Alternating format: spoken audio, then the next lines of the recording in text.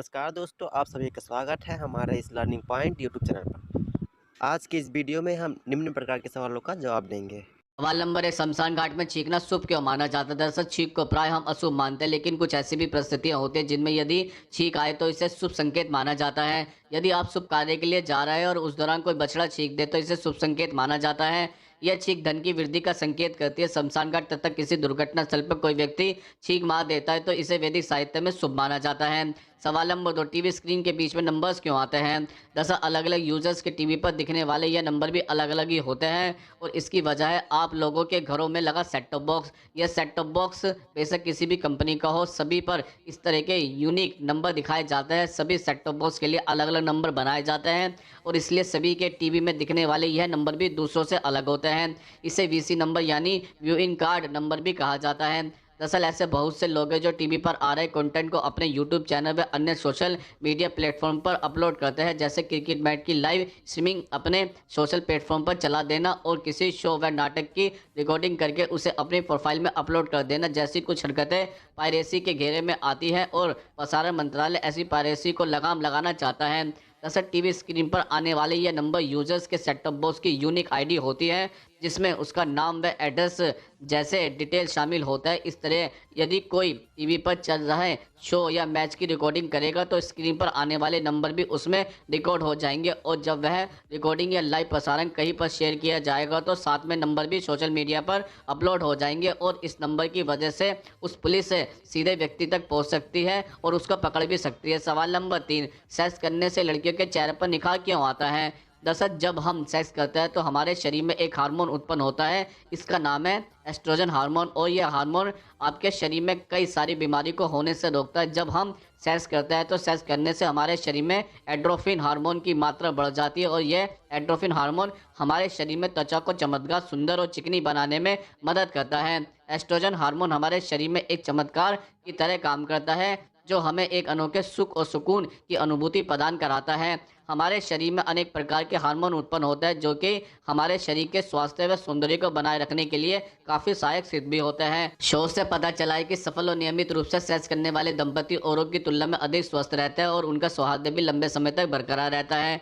इस तरह के लोगों में उमंग, उत्साह, उत्तेजना और आत्मविश्वास भी अधिक बना रहता है, जबकि सेक्स से परहेज करने वाले लोग संकोच, शर्म, अपराधबोध और मानसिक तनाव से घिरे हुए रहते हैं। दरअसल जब हम लोग सेक्स करते हैं उस दौरान हमारी शारीरिक ऊर्जा खर्च होती है, जिससे चर्बी घटते। एक बार के सेक्स करने में लगभग आपकी 500 से 1000 कैलोरी खर्च हो जाती है और शोध से यह भी पता चला है कि सेक्स के समय लिए गए चुम्बन भी आपका मोटापा दूर करने में काफ़ी सहायक सिद्ध होते हैं। हार्मोन विशेषज्ञ के अनुसार सेक्स के दौरान लिए गए चुम्बन से लगभग 6 से 9 कैलोरी ऊर्जा खर्च होती है और इस तरह से आपके 350 से 400 बार किस करने से लगभग 1.5 किलो वजन घट सकता है। सवाल नंबर 4, वीर्य की एक बूंद खून की 100 बूंदों के बराबर क्यों होती है?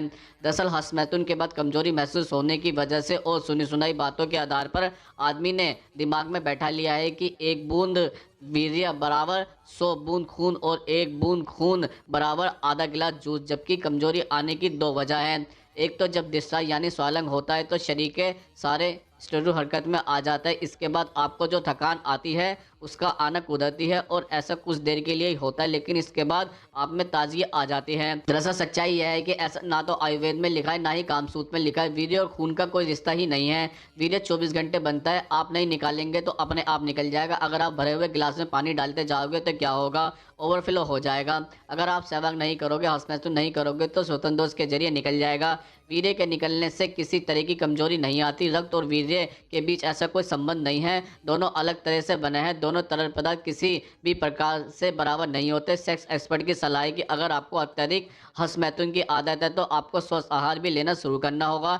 यदि आप नियमित रूप से व्यायाम करते हैं और स्वस्थ आहार का पालन करते हैं तो बहुत ज़्यादा समस्या नहीं होगी। सवाल नंबर 5, पति किस तरह की सेक्सी पत्नी को पसंद करते हैं? दरअसल कई प्रकार की करता है, जैसे कि नंबर 1, शारीरिक संबंध के दौरान अधिक शर्माने वाली और चुप रहने वाली पार्टनर पति नहीं चाहते हैं। वह चाहते हैं कि पत्नी शरारतें करे और बिना किसी घबराहट के उन पलों को एंजॉय करे। नंबर 2, हर बार पति ही पहल करे यह जरूरी नहीं। अगर कभी कभी पत्नी भी सेक्स की अपनी चाहत को उजागर करते हुए पहल करे तो ऐसे सरप्राइज पति को अच्छे लगते हैं। नंबर 3, अगर आपको लगता है कि फोरप्ले को सिर्फ लड़कियां पसंद करती है तो आप गलत है। प्लेजर तो लड़कों में भी होता है और फोरप्ले से वह ज़्यादा एक्टिव हो जाते हैं। नंबर 4, लाइट ऑन करके संबंध बनाना, सेक्स टॉय का इस्तेमाल करना। इन एक्सपेरिमेंट से पति आश्चर्यचकित भी हो जाता है और खुशी से फूले नहीं समाते। नंबर 5, कभी कभी पति चाहता है कि सेक्स में उनकी पत्नी उन्हें डोमिनेट करे। जब उनका मूड न हो तो भी पत्नी खुद पहल करे और सारा कंट्रोल अपने हाथ में ले।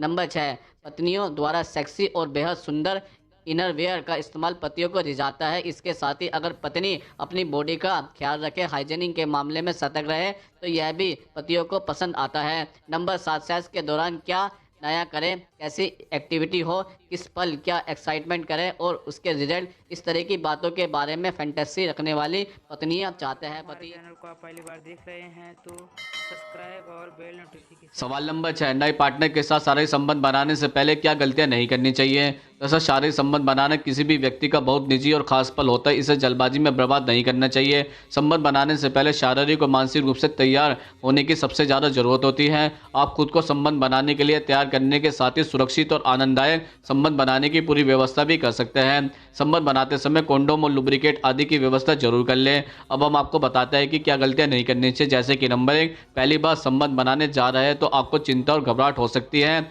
इससे बचने के लिए आप खुद को शांत करें। तनाव में संबंध बनाने का कोई मतलब नहीं है। मन शांत रखने के लिए टहले या योग करें। नंबर 2, ज़्यादा घबराहट की वजह से हो सकता है कि आप बिस्तर पर सब कुछ बहुत जल्दी खत्म कर दें, इसलिए जल्दबाजी करने से बचें। इसके अलावा आपका लक्ष्य ऑर्गेज्म पाना नहीं बल्कि आनंद और यौन सुख प्राप्त करना होना चाहिए। यौन सुख प्राप्त करने के लिए फोरप्ले सबसे अच्छा तरीका है। संबंध बनाने की शुरुआत धीरे धीरे करें और पार्टनर को छुए, उन्हें किस करें। इसके साथ ही वह सब काम करें जिससे आप और आपके पार्टनर उत्तेजित हो सकते हैं।